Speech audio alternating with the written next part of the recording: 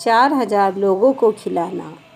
उन दिनों में जब फिर बड़ी भीड़ इकट्ठी हुई और उसके पास कुछ खाने को न था, तो उसने अपने चेलों को पास बुलाकर उनसे कहा, मुझे इस भीड़ पर तरस आता है, क्योंकि यह 3 दिन से बराबर मेरे साथ है और उनके पास कुछ भी खाने को नहीं।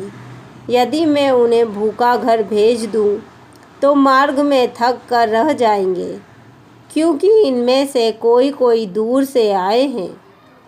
उसके चेलों ने उसको उत्तर दिया, यहाँ जंगल में इतनी रोटी कोई कहाँ ले आए कि ये तृप्त हों। उसने उनसे पूछा, तुम्हारे पास कितनी रोटियां हैं?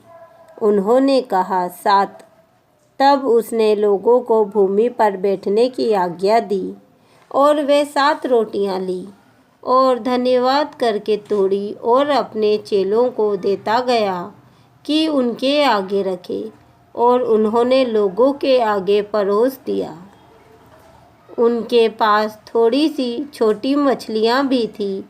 उसने धन्यवाद करके उन्हें भी लोगों के आगे रखने की आज्ञा दी। वे खाकर तृप्त हो गए और चेलों ने शेष टुकड़ों के 7 टोकरे भरकर उठाए, और लोग 4,000 के लगभग थे।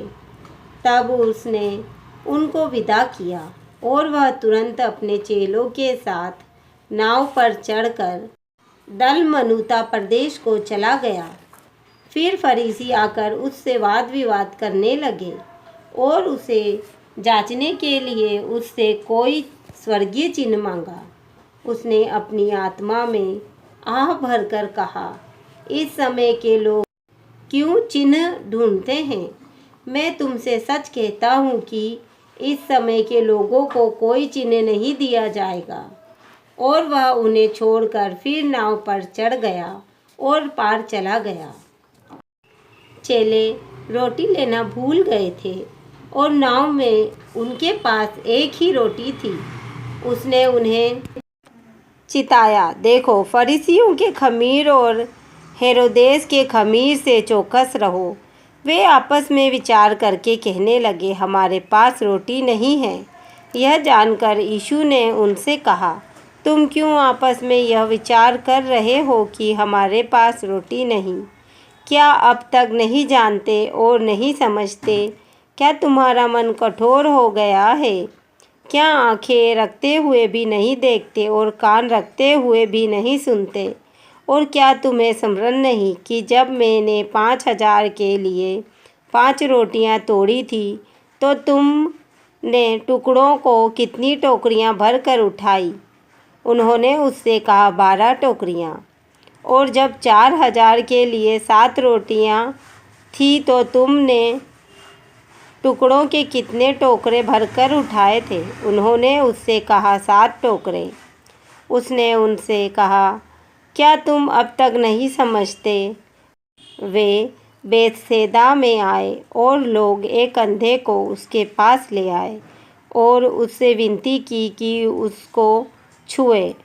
वह उस अंधे का हाथ पकड़कर उसे गांव के बाहर ले गया और उसकी आंखों में थूक कर उस पर हाथ रखे और उससे पूछा, क्या तू कुछ देखता है? उसने आंख उठाकर कहा, मैं मनुष्यों को देखता हूँ, वे मुझे चलते हुए पेड़ों जैसे दिखाई देते हैं।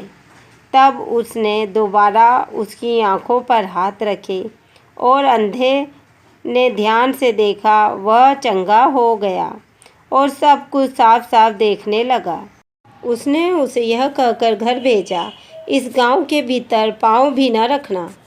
यीशु और उसके चेले कैसरिया फिलिप्पी के गांवों में चले गए।